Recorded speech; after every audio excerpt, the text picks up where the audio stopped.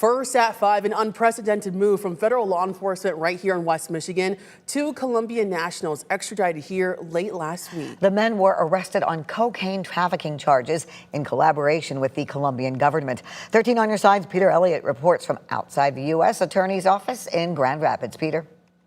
Extraditions to the United States on drug trafficking charges are rare. We saw one high-profile case of it earlier this year. Former Venezuelan President Nicolas Maduro extracted to the United States. But it has never happened before in the Western District of Michigan until this week. 2 Colombian nationals shipped here charged with cocaine trafficking.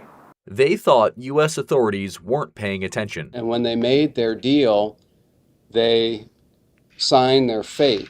Prosecutors allege Carlos Rueda Ipea and Manuel Munoz Orozco planned to come to Grand Rapids and distribute about 100 kilos of cocaine, likely worth millions on the street. I don't know if those 2 men have ever been out of Colombia before, but it doesn't matter. Late last week, they made it to West Michigan, but not on their own volition. These 2 men started their day in Cartagena, Colombia, and ended it in a cell in the Newaygo County Jail, a 2,700-mile trip. This photo shows the plane they flew on from South America just after touchdown at Gerald R. Ford International Airport. We charge them with 2 federal criminal long-arm statutes that give us the jurisdiction to go get them and bring them to justice here in the Western District of Michigan. U.S. Attorney Timothy VerHey says the DEA worked with the Colombian government to complete a rare extradition, the first ever to West Michigan. You are not out of the reach of the U.S. justice system. If you peddle poison in our communities, you harm our loved ones, you harm our children, you drive violence, we will find you. If convicted, the men face a mandatory minimum sentence of 10 years, all the way up to life in prison.